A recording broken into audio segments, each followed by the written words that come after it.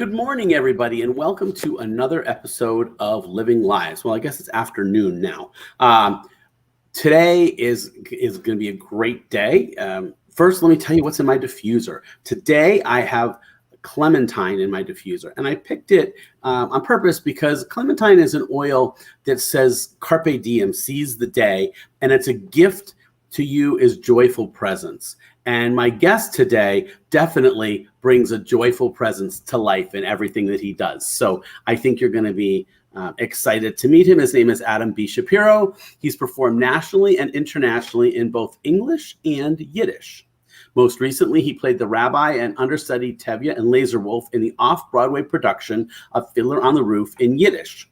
He has a long-standing relationship with the National Yiddish Theater Volksbühne, and I have no clue if I pronounced that right, but he'll correct me, for whom he recently produced and directed a star-studded online Hanukkah spectacular.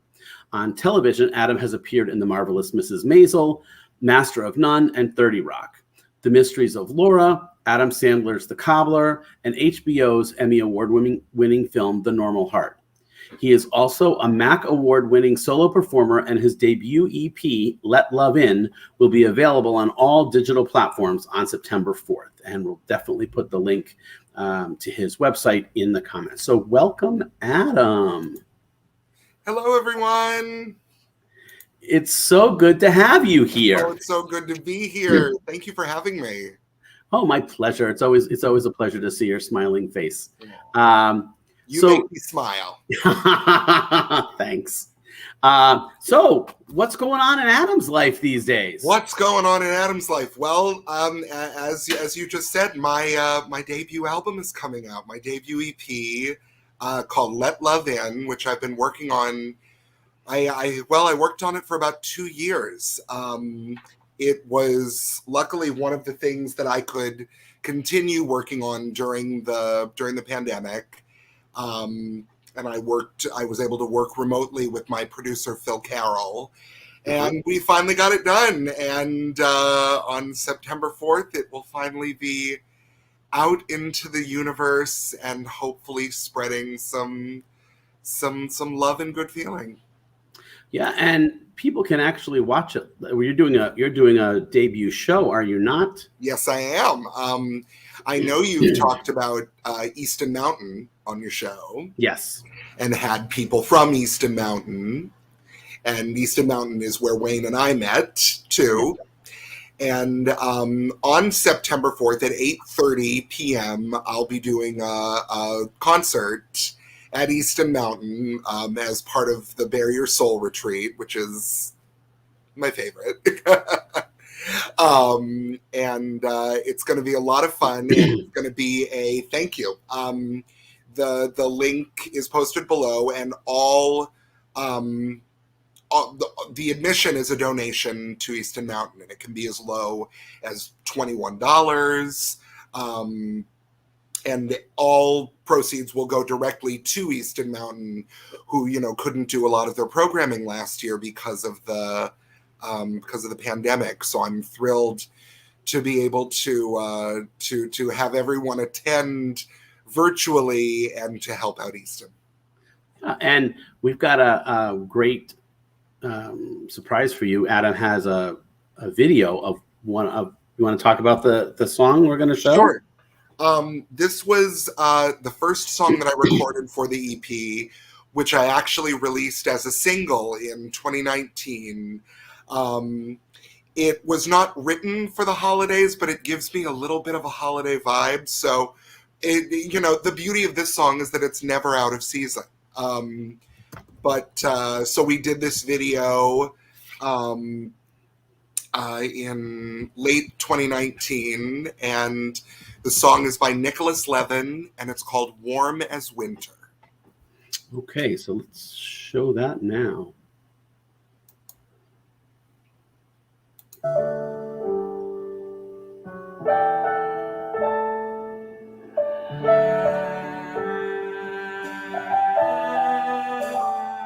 I know a secret about keeping warm.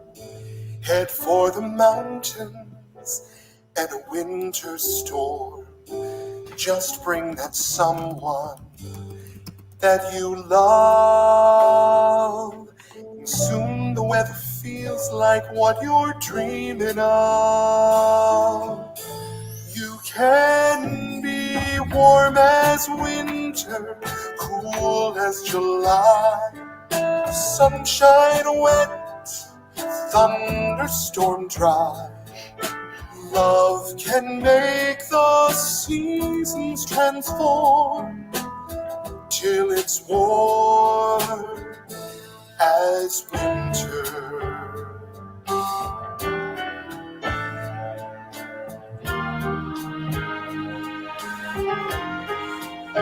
I once was stranded, trapped in the gale. I had wrapped myself in winter's veil. I looked no further than cloud gray skies,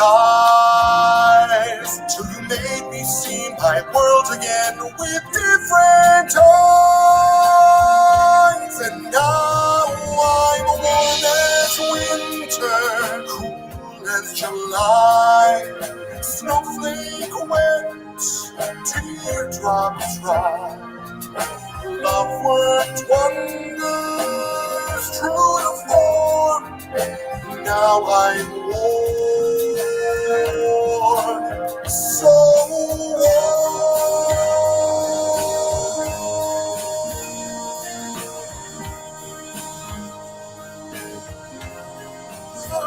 So don't despair when the wind blows. Just let the sun break through, and you'll be warm as winter, cool as July, in the clouds and the waterfall dry. Let love change you, let it perform. You'll be free, light as rain, soft as snow, and oh so warm. Warm as winter, love's warm as winter.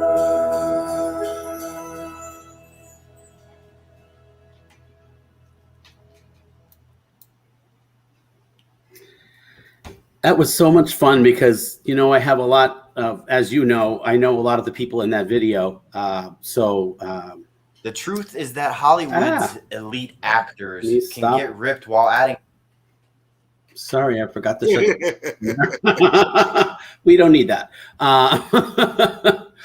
But yeah, it's nice to see all of the all my friends, other friends in it. So it's and I forgot how many were actually in it. I remembered Nirmal was in it, but I forgot about all Yolanda and everybody else. So It was nice.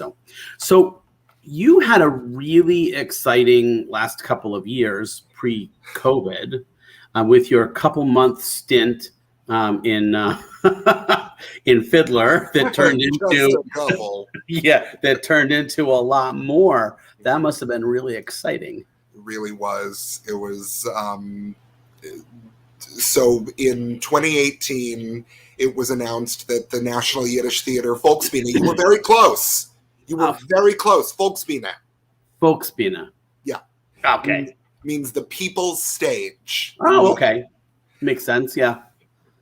They announced that they were going to do the U.S. premiere of Fiddler on the Roof in Yiddish, the language that the original short stories by Sholem Aleichem had been written in. I had been performing with the Yiddish Theater since 2008, off and on, and I love working with them. I'm not fluent in Yiddish, but I learn more and more each time. So when they announced that they were doing Fiddler, I was thrilled, and I was lucky enough to be cast. And it was only ever intended to be this 2-month, quick run at the Museum of Jewish Heritage. And then we sold out the run before we opened. And so they kept extending us. And then they And then they moved us to stage 42 on 42nd Street. And, with twice the seating capacity. And all together we ran for 18 months. So this 2-month gig turned into an 18-month run. And it was incredible.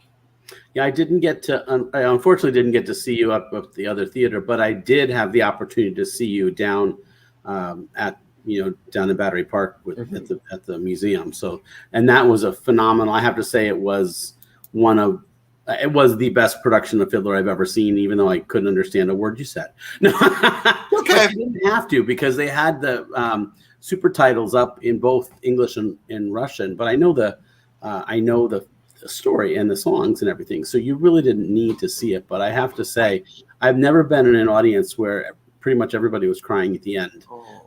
It was really an excellent production. So thank you. Hopefully some of our audience has been had the opportunity to see that. Well, and if you missed it on stage, we have our album out. That was one of the other unexpected blessings, was that we ended up doing a cast album. Nice. Which is available everywhere. So when you're ordering Let Love In, go and order Fiddler on the Roof in Yiddish. Yeah.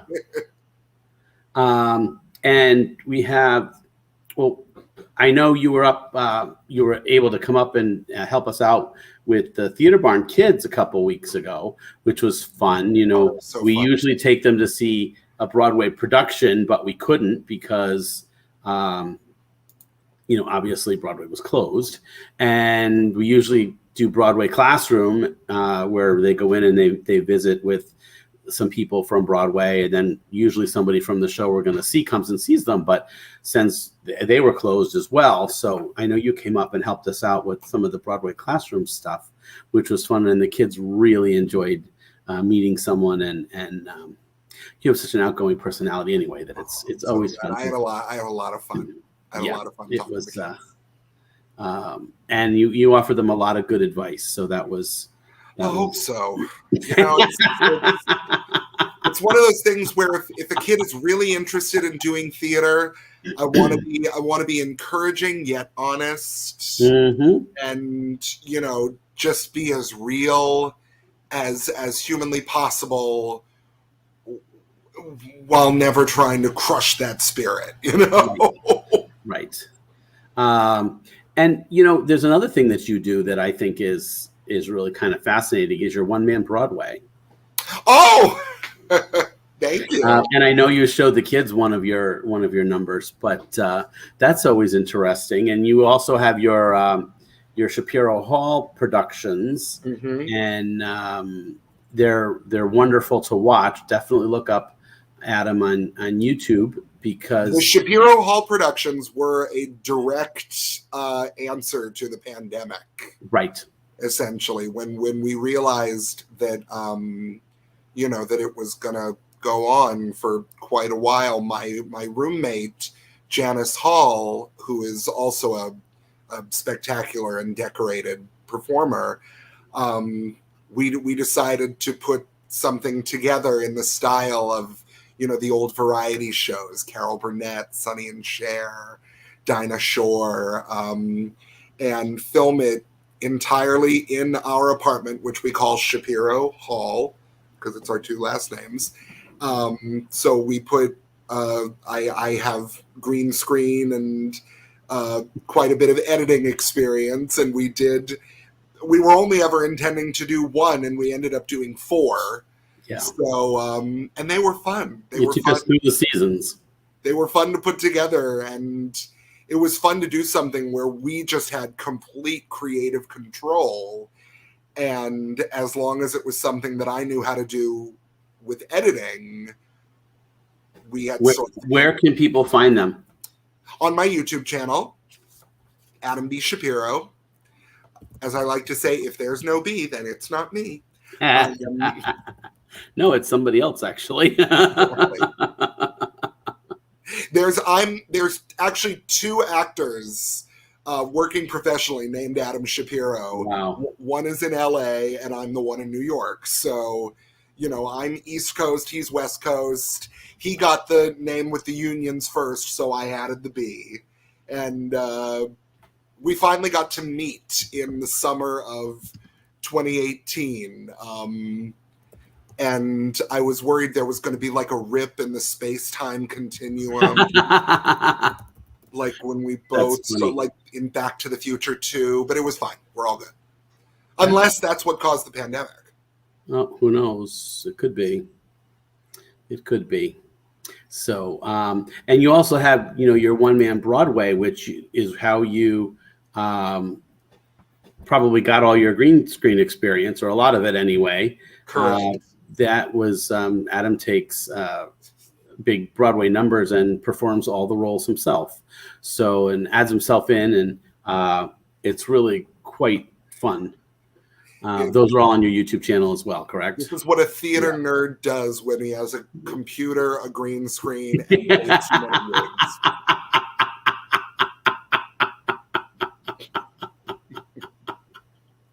True. So, what else do you have going on? Anything coming up in the future besides the release? That's what I'm focusing on right now. This Friday, I'm going outside of my comfort zone. I am officiating my first wedding. I'm very excited. Two very good friends of mine, Aaron and Brandon, are getting married on Friday, and it's a working wedding for me because I am their officiant, which I've never done before. I got ordained online through the Universal Life Church. And I guess that technically makes me Reverend Adam, but I insist on it being Rabbi Adam instead. And so I'll be, I get to officiate their wedding. I'm also making their wedding cake. You've got quite the lineup there for responsibilities for I'll today. say it's I was telling Wayne before we came on, if you could see the table in my living room right now, it is covered with cakes that have been cooling and are now waiting to be filled and stacked and decorated. That's my next 2 days. Because here's the thing. Growing up, I used to see these fancy decorated cakes, and I would try, and I was terrible at it. Yeah. Even into my early 30s, I was terrible at it. And I finally said, I don't want to be terrible at this anymore. I want to learn how to do this. And so I went and took some classes and started doing cakes for friends' birthdays and various events. And now I love doing cakes. And this is my 4th wedding cake, actually. Cool. And I got to do cakes anytime Fiddler would have some kind of benchmark, I would do a cake for it. And I got to make our director, which I don't think I said, was Broadway legend Joel Grey, of Cabaret fame. That must have been phenomenal working with him. It took a good month and a half for it to feel any kind of normal, being in a room with him. And during rehearsals, I love telling this story. There was a day they were rehearsing the wedding dance. Mm-hmm. And I was the only one not in that because I would leave. Rabbi leaves the stage after sunrise, sunset. So I was sitting on a chair off to the side watching the dance, and Joel was coming back from getting a cup of coffee, and he stops right in front of me and without saying a word just sits down and perches himself on my lap. And Joel Grey is tiny. Yeah. And I am tall and large, and there is a big, difference. And he just perches himself on my lap, didn't say anything, didn't look at me, just sits on my lap and watches the dance. And I'm just there. My head is about to explode. I am like, I have an Oscar and Tony winning Tuchus on my lap right now. And no one saw it. And finally, our assistant choreographer turns and looks and goes, oh, and I look at her and I go, and he got up before she could. And I was like, no! Then he did it again. He did it again the next week. And someone got a picture of that. So I got my picture. But I got to make Joel's birthday cake. Oh, that must have been special. That was, oh my God, that was so cool. That was so cool. It's always nice, I guess a lot of people don't realize that there's a lot of really cool things that happen, especially during the rehearsal period and well, especially when you're on a long run, little things that can mean a lot to people that are just, like that, making a birthday cake for somebody. It's because, when you're in a show, especially a long running show, you become family with everybody you really on the stage. And we were supremely lucky on so many levels, not just that the show ended up running so much longer than it was intended to, but we just had a really good group. Yeah. On stage and off stage, cast, crew, orchestra. It was just a really great group of people. And I think there was really something to the idea that none of us came into this thinking it was going to be our big break. None of us came into it thinking that we were going to, have this epic run. Right. And the fact that we did took everyone a little bit by surprise. And so I think there's an added level of appreciation.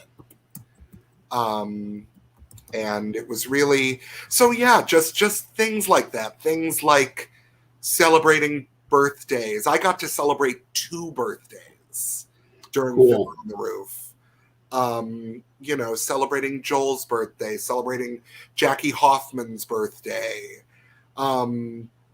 Just sometimes I would just make something and bring it in for the hell of it for a Friday or something.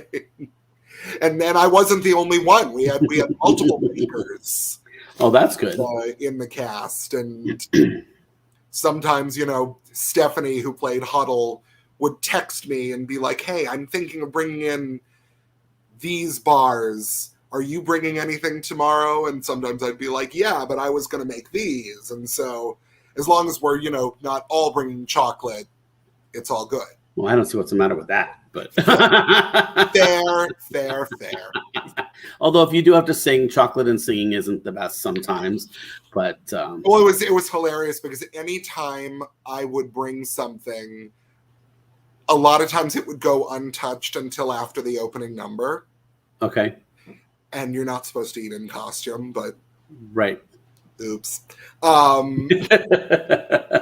because after the opening number, most of us didn't have to come back on stage for like 25 minutes. Unless you were a daughter, Golda, Tevi, or Yenta, you were done for almost a half hour at least. Right. So, so after the opening number, there'd be a mad run on the sweets. That's and it was funny. really cute. Well, my friend, has been a complete pleasure having you on the show, as I knew it would be. Here.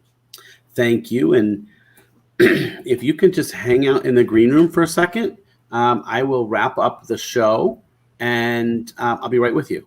Sounds good. Okay. So if you want to learn more about Adam, you can go to his website at www.adambshapiro.com. You can also check out in the comments, there's the link to Easton Mountain for the community concert that you can watch Adam's debut live. I am lucky enough to be able to say that I will actually be there to watch it live. Next week, I've got Jan Troutwein joining me on the show from, I believe he's going to be in Greece at the time, but he splits his time between Germany and Bali. And he describes himself as he is here on this planet to help others develop a mindset that enables them to contribute and live authentically and joyfully. So it should be an interesting show. And now I encourage you all to go out, make a connection, and live your best lives. And don't forget to like my page on Facebook or YouTube so that you get notified of upcoming broadcasts. Thanks and have a fantastic afternoon, everyone.